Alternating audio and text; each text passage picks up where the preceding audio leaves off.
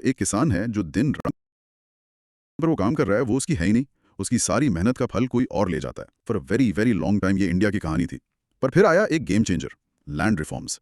Did you know कि waste Bengal जैसे states में एक सिंगल रिफॉर्म, ऑपरेशन बरगा, ने लाखों किसानों की लाइफ बदल दी, लिटरली ओवरनाइट। हे अगर ये डिस्कशन तुम्हारी प्रेप में हेल्प करे तो हिट सब्सक्राइब नाउ। अपना फीडबैक कमेंट करो और चैनल को ग्रो करने के लिए शेयर करो। So let's lock in this journey together. Exactly. और आज हम लैंड रिफॉर्म्स के सब्जेक्ट को काफी डीपली समझेंगे through the lens of past UPSC mains questions. इसे एक रोड मैप की तरह सोचो। हम 6 की क्वेश्चंस को एक एक करके अनपैक करेंगे।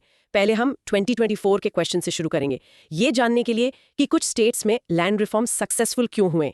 फिर 2023 का क्वेश्चन जो रिफॉर्म्स के ऑब्जेक्टिव्स और लैंड सीलिंग पॉलिसी के इकोनॉमिक क्राइटेरिया पर फोकस करता है। ओके, ऑब्जेक्टिव्स और land ceiling, got it. Next 2021 का सवाल, जिसमें हम मार्जिनल और स्मॉल फार्मर्स की सोशो इकोनॉमिक कंडीशंस पर इसका इम्पैक्ट देखेंगे। उसके बाद 2016 का क्वेश्चन जो एग्रीकल्चरल डेवलपमेंट में लैंड रिफॉर्म्स के रोल को समझेगा। ठीक है, अ वाइडर इम्पैक्ट। हाँ, फिर 2014 का एक लैंडमार्क एक्ट, LAR एक्ट 2013, उसके की इश्यूज और इम्प्लीकेशंस को समझेंगे।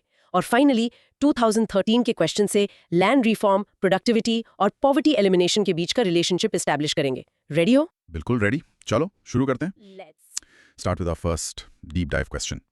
What were the factors responsible for the successful implementation of land reforms in some parts of the country? Elaborate. GS3 Economy 2024 10 marks. तो वो सीक्रेट सॉस क्या था? ऐसा क्या था कि कुछ स्टेट्स इस गेम में जीत गए जबकि बाकी स्ट्रगल करते रह गए? यही तो सेंट्रल क्वेश्चन है। देखो, इंडिया में लैंड रिफॉर्म्स का सक्सेस रेट काफी मिक्स्ड रहा है। केरला और वेस्ट बंगाल जैसे स्टेट्स एग्जेम्पलरी मॉडल्स बन गए, जबकि बाकी थोड़ा पीछे रह गए। पर ये सक्सेस कोई एक्सीडेंट नहीं था। ये आया अ mix of political will, administrative efficiency और सोशल मोबिलाइजेशन से। बेसिकली एक ट्राइपॉड ऑफ फैक्टर्स था जो एक साथ काम कर रहा था। A tripod, I like that analogy. तो इस ट्राइपॉड का पहला लेग क्या था? पहला और शायद सबसे इंपॉर्टेंट है political commitment and administrative will. इसके अंदर 3 मेन कंपोनेंट्स हैं। First, strong political leadership. For example Kerala land reforms act of 1963, उसे ऐसी गवर्नमेंट ने पुश किया जो डिटर्मिन थी कि इसे पूरा करना ही है चाहे कितना भी ऑपोजिशन हो। इससे क्लियर सिग्नल गया। राइट, तो नीयत होनी जरूरी है। बिल्कुल। Second, bureaucratic efficiency. एक लॉ तो आखिर एक पीस ऑफ पेपर ही है, अगर उसको इंप्लीमेंट करने की मशीनरी ना हो तो इसका मतलब रेवेन्यू डिपार्टमेंट और लोकल एडमिनिस्ट्रेशन को इफेक्टिव और कोऑर्डिनेटेड होना पड़ा। और third, a clear policy framework, जैसे जमींदारी abolition act of 1950।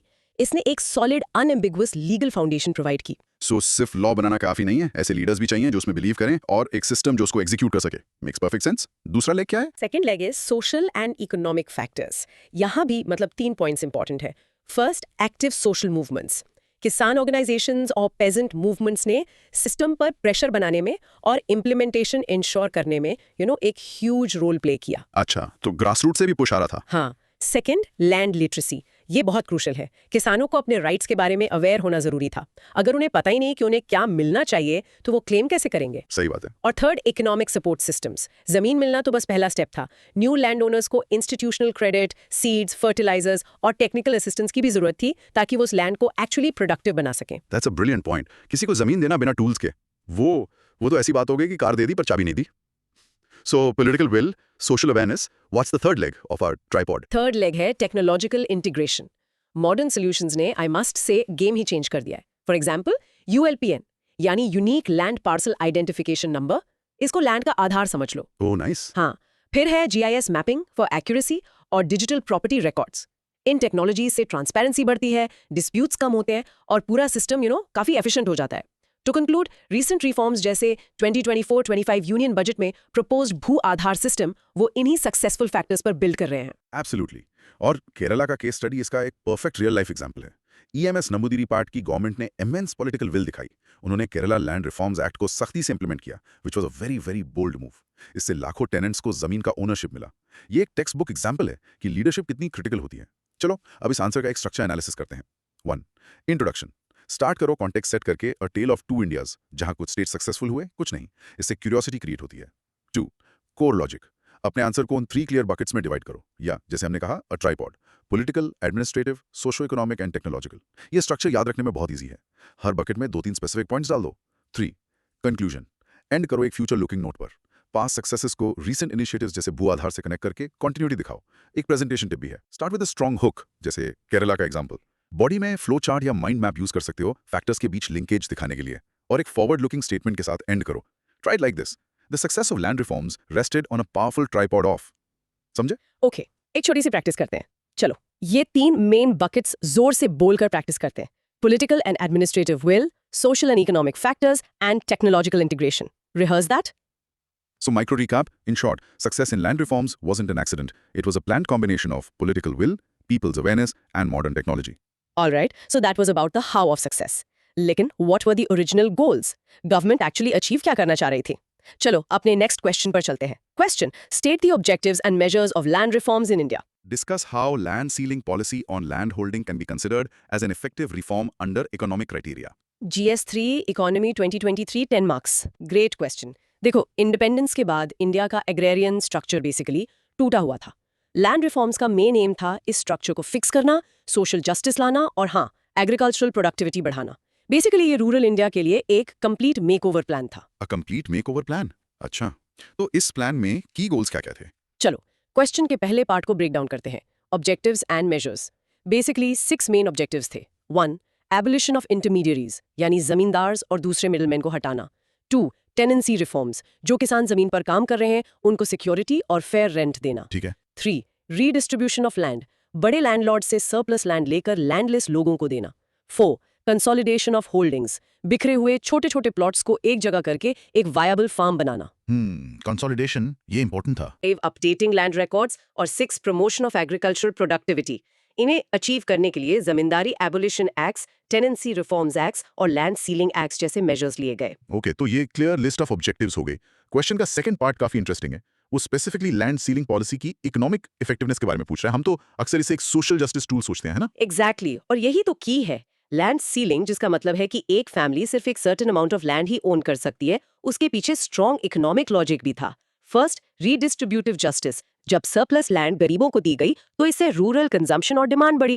Classic example, West Bengal का operation Barga. Second, optimum land use. इसने बड़े एस्टेट्स के वेस्टफुल अंडर यूटिलाइजेशन को रोका। अच्छा, सो एफिशिएंसी बढ़ी। Third, reduction in land monopolies, जिससे कंपटीशन बढ़ा और रूरल एंटरप्रेन्योरशिप को बूस्ट मिला। फोर्थ, लेबर अब्जॉर्प्शन, क्योंकि स्मॉल फार्म्स ज्यादा लेबर इंटेंसिव होते हैं। Fifth, improved productivity. और ये एक फैसिनेटिंग पैराडॉक्स है। स्टडीज शो करती है कि छोटे फार्म्स पर एकड़ ज्यादा एफिशिएंट होते हैं due to intensive family labour. Wow, ये पैराडॉक्स तो सच में इंटरेस्टिंग है। द आइडिया कि एक छोटा फैमिली रन फार्म एक बड़े मैकेनाइज्ड फार्म से पर एकड़ ज्यादा प्रोडक्टिव हो सकता है। It's all about that intensive care, I guess. Precisely. और finally, better access to institutional credit, क्योंकि लैंड ओनरशिप पेपर्स को बैंक लोन के लिए कोलैटरल की तरह यूज किया जा सकता है। So to conclude, land ceiling policy में अपने चैलेंजेस थे, नो डाउट, लेकिन ये इकोनॉमिक एम्पावरमेंट के लिए क्रूशियल टूल थी। पर इसका फुल पोटेंशियल तभी रियलाइज होता है जब इसे डिजिटल रिकॉर्ड्स, क्रेडिट एक्सेस और दूसरे सपोर्ट सर्विसेज के साथ कंबाइन किया जाए। मेरे पास इसके लिए एक माइक्रो स्टोरी है। पंजाब और हरियाणा के बारे में सोचो। वहाँ लैंड कंसोलिडेशन प्रोग्राम एक बहुत बड़ी सक्सेस थी। इमेजिन अ फार्मर जिसके 5 छोटे छोटे खेत 5 अलग अलग जगह पर थे। कंसोलिडेशन के बाद उसे एक ही बड़ा प्लॉट मिल गया। अब वो आसानी से ट्रैक्टर यूज कर सकता है, इरिगेशन मैनेज कर सकता है, इन्वेस्टमेंट कर सकता है। उसकी प्रोडक्टिविटी ऑटोमेटिकली जंप कर गई। कूल ना? चलो, अब इस आंसर के स्ट्रक्चर एनालिसिस पर आते हैं। 1. Part 1, objectives and measures. Question के पहले पार्ट को सीधे एड्रेस करो। ऑब्जेक्टिव्स को पॉइंट्स में लिस्ट करो और फिर हर ऑब्जेक्टिव से रिलेटेड मेजर बताओ। ये एक simple what and how structure है। 2. Part 2, the discuss part. Second half के लिए लैंड सीलिंग को इकोनॉमिक लेंस से एनालाइज करो। की वर्ड है इकोनॉमिक क्राइटेरिया, तो प्रोडक्टिविटी, एम्प्लॉयमेंट, क्रेडिट एक्सेस जैसे पॉइंट्स पर फोकस करो। 3.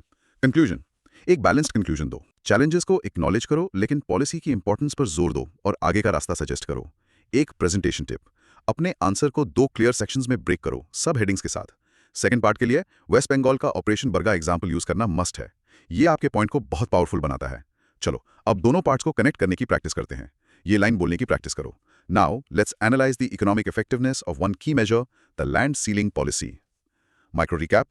In short, land reforms had clear goals and the land ceiling policy was a powerful economic tool, not just a social one, designed to boost productivity and empower the rural poor. हमने objectives देख लिए, अब आते हैं real impact पर। Ground level पर marginal और small farmers की लाइफ आखिर कैसे बदली। चलो, अगले क्वेश्चन में डाइव करते हैं। Question: How did land reforms in some parts of the country help to improve the socio-economic conditions of marginal and small farmers? GS3 Economy 2021 10 marks. ये क्वेश्चन सीधा मुद्दे की बात करता है। हम एक कोट से शुरू कर सकते हैं। While a farmer is never too old to learn something new, he is often too busy to find time for it. ये मार्जिनल फार्मर्स के चैलेंज को दिखाता है। लैंड रिफॉर्म्स ने इन्हीं किसानों की सोशियो इकोनॉमिक कंडीशंस को ट्रांसफॉर्म करने में एक क्रूशल रोल प्ले किया। इसका इम्पैक्ट हम 4 मेन एरियाज में देख सकते हैं। ओके, तो चलिए उन 4 इम्पैक्ट एरियाज को ब्रेक डाउन करते हैं। पहला क्या है? First, land distribution and ownership. Land ceiling acts के जरिए सरप्लस लैंड को रीडिस्ट्रीब्यूट किया गया। फिर से वेस्ट बंगाल का ऑपरेशन बर्गा एक मॉडल एग्जाम्पल है। इससे लैंड ओनरशिप का कॉन्सेंट्रेशन कम हुआ और लैंडलेस को एक वैल्यूएबल एसेट मिला। तो सबसे डायरेक्ट इम्पैक्ट था जमीन मिलना। इसके नॉक ऑन इफेक्ट्स क्या हुए? वही हमारा सेकंड पॉइंट है, इकोनॉमिक बेनिफिट्स। ओनरशिप डॉक्यूमेंट से उन्हें फॉर्मल क्रेडिट मिलने लगा, जिससे उनकी डिपेंडेंसी एक्सप्लॉयटेटिव मनी लेंडर्स पर कम हो गई। डेटा बताता है कि 72% small farmers in rain fade areas reform के बाद अपनी लाइवलीहुड सस्टेन कर पाए। उनकी बार्गेनिंग पावर फॉर वेजेस भी बढ़ी। Third, social empowerment. Land ownership social security और डिग्निटी देती है। इकोनॉमिक स्टेबिलिटी से बेटर एजुकेशनल अपॉर्चुनिटीज मिली। स्टडीज शो करती हैं कि 50% बेनिफिशरीज ने प्राइमरी लिटरेसी अचीव की। और इंपॉर्टेंट बात, जॉइंट लैंड टाइटल्स के थ्रू विमेंस पार्टिसिपेशन भी इंक्रीज हुआ। डिग्निटी, ये एक बहुत पावरफुल वर्ड है। ये सिर्फ पैसे के बारे में नहीं है, सोशल स्टैंडिंग के बारे में है। और चौथा impact area? Fourth is agricultural productivity. जैसा हमने डिस्कस किया, स्मॉल फार्म्स की पर एकड़ प्रोडक्टिविटी अक्सर ज्यादा होती है due to intensive cultivation. 80% beneficiaries जिनके पास 2-4 एकर्स थे, उनकी फूड सिक्योरिटी इंप्रूव हुई और 57% स्मॉल फार्मर्स ने बेहतर इरिगेशन एक्सेस रिपोर्ट किया। सो टू कंक्लूड, वेस्ट बंगाल और केरला की सक्सेस दिखाती है कि लैंड रिफॉर्म्स में मार्जिनल फार्मर्स को अपलिफ्ट करने का पोटेंशियल है, but the path forward requires strong implementation और पीएम किसान और सॉइल हेल्थ कार्ड जैसी मॉडर्न स्कीम से सपोर्ट। चलो एक रियल लाइफ एग्जाम्पल इमेजिन करते हैं। एक गांव में राधा नाम की एक औरत के बारे में सोचो। पहले वो एक लैंडलेस लेबरर थी। लैंड रिफॉर्म के बाद उसे और उसके हस्बैंड को 2 एकड़ जमीन का जॉइंट टाइटल मिलता है। Suddenly she is not just a labourer, she is a land owner. वो बैंक से लोन लेकर सीड्स और फर्टिलाइजर खरीद सकती है। गांव में उसकी सोशल स्टैंडिंग बढ़ती है और उसके बच्चे स्कूल जा सकते हैं। This is the human impact of reform. Time for a structure analysis. 1. Introduction. एक रिलेटेबल कोट या स्टेटमेंट से शुरू कर सकते हो to create an emotional connection. 2. Core logic. Impact को 4 थीमेटिक एरियाज में कैटेगराइज करो: ओनरशिप, इकोनॉमिक, सोशल और प्रोडक्टिविटी। ये सीधा क्वेश्चन के सोशो इकोनॉमिक कीवर्ड को एड्रेस करता है। हर पॉइंट को डेटा या एग्जाम्पल से सपोर्ट करना, जैसे 72% या 50% फिगर्स। 3. कंक्लूजन। ये एक पॉजिटिव नोट पर एंड करो, लेकिन साथ ही करंट गवर्नमेंट स्कीम्स के थ्रू कंटिन्यूस सपोर्ट की जरूरत को भी मेंशन करो। एक presentation tip: data points use करने से आपका आंसर बहुत क्रेडिबल लगता है। स्टडीज शो दैट 72% ऑफ कहना मेनी फार्मर्स बेनिफिटेड से कहीं ज्यादा इंपैक्टफुल है। और हाँ, सोशल और इकोनॉमिक दोनों एस्पेक्ट्स को अच्छे से कवर करना। Okay, let's practise. एक बेनिफिट को डेटा के साथ एक्सप्लेन करने की प्रैक्टिस करो।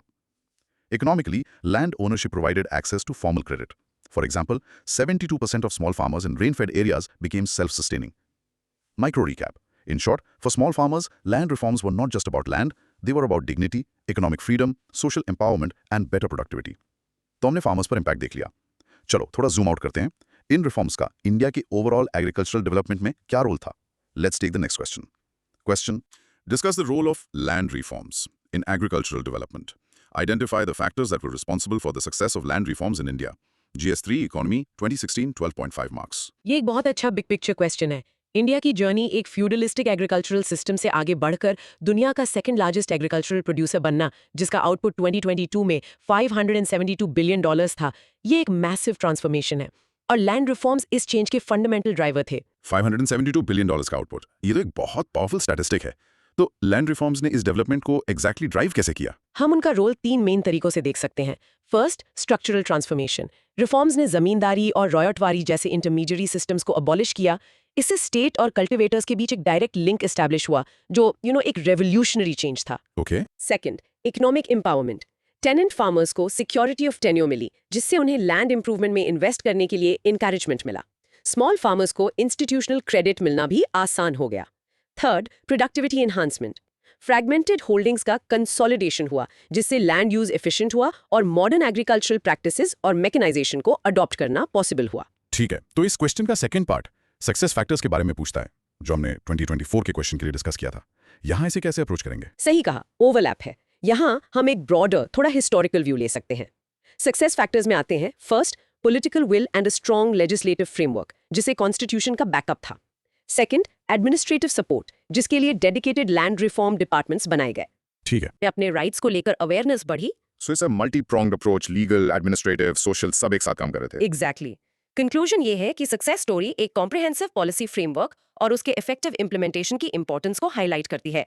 मॉडर्न इनिशिएटिव्स जैसे DILRMP और PM किसान इंडिया के एग्रीकल्चरल फाउंडेशन को स्ट्रेंथन करने की इस जर्नी को आगे बढ़ा रहे हैं। मेरे पास इसके लिए एक एनालॉजी है। लैंड रिफॉर्म्स को एक कंप्यूटर के ऑपरेटिंग सिस्टम अपग्रेड की तरह सोचो। पुराना सिस्टम यानी जमींदारी स्लो था, इनएफिशिएंट था और full of bugs. Land reforms एक नया OS इंस्टॉल करने जैसा था। इसने बेसिक स्ट्रक्चर को बदल दिया, परफॉर्मेंस यानी प्रोडक्टिविटी को इंप्रूव किया और यूजर्स को यानी फार्मर्स को ज्यादा कंट्रोल और सिक्योरिटी दी। चलो इस 2 पार्ट आंसर के लिए स्ट्रक्चर एनालाइज करते हैं। 1. इंट्रोडक्शन। एक पावरफुल स्टैटिस्टिक जैसे $572 बिलियन आउटपुट से शुरू करो तो show the scale of agricultural development. 2. Part 1. The role. Role को 3 की थीम्स में एक्सप्लेन करो, स्ट्रक्चरल, इकोनॉमिक और प्रोडक्टिविटी। सोचो क्या बदला। 3. Part 2. The factors. Success factors को 5 पिलर्स यूज करके समझाओ, पॉलिटिकल, एडमिनिस्ट्रेटिव, इंस्टीट्यूशनल, इंफ्रास्ट्रक्चर और सोशल। सोचो ये कैसे हुआ। प्रेजेंटेशन टिप, क्योंकि इस क्वेश्चन के 2 अलग पार्ट्स हैं, हर एक के लिए क्लियर हेडिंग्स यूज करो। रोल ऑफ लैंड रिफॉर्म्स और success factors. OS analogy structural transformation को समझाने का एक बेहतरीन तरीका हो सकता है। अब दोनों पार्ट्स को स्मूथली कनेक्ट करने की प्रैक्टिस करते हैं। Practice saying, so that was the role of land reforms. Now, what made them successful in certain areas? Let's look at the key factors. Micro recap. In short, land reforms fundamentally restructured Indian agriculture, boosting productivity and empowering farmers, driven by a combination of strong laws, administrative support, and social buy-in. Okay, अब तक हमने उन reforms की बात की जिन्होंने जमीन Taylor को दी। लेकिन तब क्या होता है जब डेवलपमेंट के लिए, जैसे फैक्ट्रीज या हाईवेज के लिए जमीन टेलर से चाहिए होती है? ये हमें एक लैंडमार्क लॉ पर ले आता है। Question. The right to fair compensation and transparency in land acquisition, Rehabilitation and Resettlement Act 2013 has come into effect from 1st January 2014. What are the key issues which would get addressed with the act in place? What implications will it have on industrialization and agriculture in India? GS3 Economy 2014 12.5 marks. ये एक मतलब pivotal piece of legislation है। Land act of 2013 एक complete paradigm shift था। इसने colonial era के land acquisition act of 1894 को replace किया, जिसे बहुत एक्सप्लॉइटेटिव माना जाता था। नए एक्ट का गोल था डेवलपमेंट की जरूरतों को सोशल जस्टिस और फेयर कंपेंसेशन के साथ बैलेंस करना। पैराडाइम शिफ्ट, ये काफी स्ट्रॉन्ग टर्म है। पुराने एक्ट में ऐसी क्या की इश्यूज थे जिन्हें इस नए एक्ट ने एड्रेस किया? इसने 3 क्रिटिकल इश्यूज को एड्रेस किया। फर्स्ट, इसने एक फेयर कंपेंसेशन फ्रेमवर्क एस्टैब्लिश किया। ये सबसे बड़ा चेंज था। इसने रूरल एरियाज में मार्केट वैल्यू का 4 गुना तक और अर्बन एरियाज में 2 गुना तक कॉम्पेंसेशन अनिवार्य किया। इसने किसी भी एक्विजिशन से पहले सोशल इंपैक्ट असेसमेंट को भी जरूरी बनाया। वाओ। सेकंड, इसने कंसेंट एंड पार्टिसिपेशन को इंट्रोड्यूस किया। इसके तहत प्राइवेट प्रोजेक्ट्स के लिए 80% प्रभावित परिवारों की सहमति और पब्लिक प्राइवेट पार्टनरशिप यानी PPP प्रोजेक्ट्स के लिए 70% की सहमति जरूरी है। ग्राम सभा कंसल्टेशंस को मैंडेटरी बनाया गया। ठीक है। और थर्ड, इसने रिहैबिलिटेशन एंड रीसेटलमेंट RNR पर बहुत स्ट्रॉन्ग फोकस डाला, एक कॉम्प्रिहेंसिव पैकेज के साथ जिसमें हाउसिंग, एम्प्लॉयमेंट और इंफ्रास्ट्रक्चर शामिल थे। तो ज्यादा पैसा, लोगों की ज्यादा सुनवाई और एक्विजिशन के बाद ज्यादा सपोर्ट, ये तो रेवोल्यूशनरी लगता है। लेकिन इसके इम्प्लीकेशंस ग्राउंड पर इंडस्ट्री और एग्रीकल्चर के लिए क्या थे? इसके एक्चुअली मिक्स्ड इम्प्लीकेशंस थे। इंडस्ट्रियलाइजेशन के लिए पॉजिटिव ये था कि इससे प्रोजेक्ट लेजिटिमेसी बढ़ी और सोशल कॉन्फ्लिक्ट्स कम हुए जो पहले सालों तक प्रोजेक्ट्स को रोक देते थे। अच्छा। चैलेंज ये था कि इससे प्रोजेक्ट कॉस्ट्स और टाइमलाइंस बढ़ गए। कॉम्प्लेक्स कंप्लायंस प्रोसेस के कारण एग्रीकल्चर के लिए प्रोटेक्टिव मेजर्स थे, जैसे फर्टाइल मल्टी क्रॉप्ड लैंड को एक्वायर करने पर रिस्ट्रिक्शंस। लेकिन चिंता ये थी कि इससे रूरल एरियाज में इंडस्ट्रियल कॉरिडोर्स और इंफ्रास्ट्रक्चर प्रोजेक्ट्स में स्लो डाउन आ सकता है, जो इनडायरेक्टली एग्रीकल्चरल डेवलपमेंट को भी अफेक्ट कर सकता था। So it's a classic balancing act. Precisely. To conclude, LAR act equitable development की दिशा में एक क्रूशियल कदम है। हाँ, इसने कॉस्ट्स बढ़ाए, लेकिन इसने सोशल फ्रिक्शन को भी कम किया। इसकी सक्सेस की है इफेक्टिव इंप्लीमेंटेशन, जिसके लिए डिजिटल लैंड रिकॉर्ड्स और स्ट्रीमलाइन प्रोसेसेस का इस्तेमाल जरूरी है। चलो एक केस स्टडी लेते हैं। इमेजिन करो एक नया हाईवे बन रहा है। पुराने 1894 के कानून के तहत सरकार बस एक किसान की जमीन को बहुत कम मुआवजे पर एक्वायर कर सकती थी। किसान की कोई सुनवाई नहीं थी। LAR एक्ट 2013 के अंडर पहले सोशल इंपैक्ट असेसमेंट करना होगा, फिर 70-80% प्रभावित लैंडओनर्स को अग्री करना होगा। आखिर में किसान को मार्केट वैल्यू का 4 गुना तक कॉम्पेंसेशन प्लस एक पूरा रिहैबिलिटेशन पैकेज मिलता है। देखा फर्क? It gives power back to the people. Let's do a structured analysis. 1. Introduction. Clearly 1894 act से 2013 एक्ट के शिफ्ट को स्टेट करो। बैलेंसिंग डेवलपमेंट एंड जस्टिस के कोर आइडिया को हाईलाइट करो। 2. Part 1 issues addressed. एक्ट के 3 पिलर्स यूज करो, compensation, consent and RNR। इससे आंसर बहुत स्ट्रक्चर्ड हो जाता है। 3. Part 2 implications. एक simple pros and cons structure बनाओ। इंडस्ट्रियलाइजेशन और एग्रीकल्चर पर इंपैक्ट को अलग अलग डिस्कस करना बेस्ट अप्रोच है। प्रेजेंटेशन टिप, इम्प्लीकेशंस पार्ट के लिए अपने नोट्स में एक सिंपल टेबल बना लो पॉजिटिव्स और चैलेंजेस के कॉलम्स के साथ, दोनों इंडस्ट्रियलाइजेशन और एग्रीकल्चर के लिए। इससे बहुत क्लैरिटी मिलेगी। चलो इसके कोर्स चेंज को समराइज करने की प्रैक्टिस करते हैं। Practice saying The LAR Act 2013 fundamentally changed land acquisition from a top-down coercive process to a more consultative and consent-based framework. Micro recap. In short, the LAR Act 2013 was designed to make land acquisition fair, transparent, and humane, balancing the needs of industry with the rights of farmers. Finally, let's connect all the dots. Land reform, agricultural productivity और poverty elimination का बड़ा गोल, ये सब आपस में कैसे जुड़े हैं? आज के लिए हमारा आखिरी question. Establish the relationship between land reform, agricultural productivity, and elimination of poverty in the Indian economy. Discuss the difficulty in designing and implementing agriculture-friendly land reforms in India. GS3 Economy 2013 10 marks. ये question हमें सारे dots connect करके एक golden triangle बनाने के लिए कह रहा है। इंडिया का अपना एक्सपीरियंस इन 3 एलिमेंट्स के बीच एक क्लियर लिंक दिखाता है। वेस्ट बंगाल और केरला की सक्सेस और बिहार यूपी जैसे स्टेट्स के चैलेंजेस के बीच का फर्क इस रिलेशनशिप को साफ-साफ डेमोन्स्ट्रेट करता है। Golden triangle, interesting. इसके बारे में और बताइए, कैसे जुड़े हैं ये तीनों? चलो पहले रिलेशनशिप एस्टैब्लिश करते हैं। लैंड ओनरशिप एंड प्रोडक्टिविटी के बीच एक डायरेक्ट कोरिलेशन है। सिक्योर लैंड राइट्स किसानों को अपनी जमीन में इन्वेस्ट करने का इंसेंटिव देते हैं, इरिगेशन में, फर्टिलाइजर्स में, टेक्नोलॉजी में। हम ये भी जानते हैं कि ओनरशिप वाले स्मॉल फार्मर्स अक्सर हायर पर यूनिट प्रोडक्टिविटी दिखाते हैं। ये फैक्ट कि आज भी 43% रूरल हाउसहोल्ड्स के पास कोई जमीन नहीं है, हमारे इकोनॉमिक पोटेंशियल पर एक बहुत बड़ा ड्रैग है। राइट। फिर ये बढ़ी हुई प्रोडक्टिविटी सीधे पॉवर्टी रिडक्शन की तरफ ले जाती है। लैंड ओनरशिप क्रेडिट के लिए कोलैटरल का काम करती है। ये टेनेंसी के एक्सप्लॉयटेटिव साइकिल को तोड़ती है और ये एक एसेट बेस बनाती है जिससे एक परिवार की वल्नरेबिलिटी टू शॉक्स कम होती है। ये पॉवर्टी पर एक डायरेक्ट अटैक है। तो लैंड रिफॉर्म से प्रोडक्टिविटी बढ़ती है और हाई प्रोडक्टिविटी से पॉवर्टी कम होती है। एकदम क्लियर चेन रिएक्शन। लेकिन अगर ये इतना सिंपल है तो इसे हर जगह इंप्लीमेंट करना इतना मुश्किल क्यों रहा है? वही इस क्वेश्चन का सेकंड पार्ट है, इम्प्लीमेंटेशन चैलेंजेस। हम इन्हें 3 टाइप्स में ग्रुप कर सकते हैं। First, administrative hurdles. हमारे पास कॉम्प्लेक्स और आउटडेटेड लैंड रिकॉर्ड्स हैं। DILRMP जो हमारा मॉडर्नाइजेशन प्रोग्राम है, उसे टेक्नोलॉजी और इंफ्रास्ट्रक्चर चैलेंजेस फेस करने पड़ते हैं। प्लस बजटरी कंस्ट्रेंट्स तो हमेशा रहते हैं। ठीक है। Second, socio political resistance. Landed interests और पॉलिटिकल एलीट से स्ट्रांग ऑपोजिशन मिलता है। बेनामी ट्रांजैक्शंस जैसे लूपहोल्स जहां जमीन झूठे नामों पर रखी जाती है कॉमन है। और थर्ड, टेक्निकल चैलेंजेस जैसे लैंड फ्रैगमेंटेशंस की प्रॉब्लम जो फार्मिंग को नॉन वायबल बनाती है और फ्रीक्वेंट बाउंड्री डिस्प्यूट्स। तो पुराने रिकॉर्ड्स, पावरफुल ऑपोजिशन और जमीन के छोटे-छोटे टुकड़े, ये तो एक काफी टफ कॉम्बिनेशन है। बिल्कुल। आगे का रास्ता टेक्नोलॉजी में है, जैसे DILRMP को पूरी तरह इंप्लीमेंट करना, डिस्प्यूट रेजोल्यूशन मैकेनिज्म्स को स्ट्रॉन्ग करना और फ्रैगमेंटेशन से निपटने के लिए कोऑपरेटिव फार्मिंग जैसे आइडियाज को प्रमोट करना। ये ट्रायंगल एनालॉजी सच में बहुत पावरफुल है। एक कॉर्नर है लैंड रिफॉर्म। जब आप उसे स्ट्रॉन्ग करते हो तो वो सीधे दूसरे कॉर्नर एग्रीकल्चरल प्रोडक्टिविटी को बूस्ट करता है, क्योंकि किसान ज्यादा इन्वेस्ट करते हैं। और जब प्रोडक्टिविटी ऊपर जाती है तो वो सीधे तीसरे कॉर्नर पॉवर्टी एलिमिनेशन में हेल्प करती है, क्योंकि इनकम बढ़ती है। आप प्रोडक्टिविटी इंप्रूव किए बिना पॉवर्टी सॉल्व नहीं कर सकते और किसानों को सिक्योर्ड लैंड राइट्स दिए बिना प्रोडक्टिविटी इंप्रूव नहीं कर सकते। It's all connected. चलो इस आंसर का स्ट्रक्चर चेक करते हैं। 1, इंट्रोडक्शन। सक्सेसफुल और अनसक्सेसफुल स्टेट्स के बीच कॉन्ट्रास्ट यूज करके स्टेट सेट करो। 2, part 1, the relationship. Golden triangle को एक्सप्लेन करो। पहले रिफॉर्म को प्रोडक्टिविटी से लिंक करो, फिर प्रोडक्टिविटी और ओनरशिप को पॉवर्टी रिडक्शन से। 3, पार्ट 2, द चैलेंजेस। डिफिकल्टीज को 3 क्लियर बकेट्स में कैटेगराइज करो, administrative, socio political and technical. इससे हर्डल्स का एक कॉम्प्रहेंसिव व्यू मिलता है।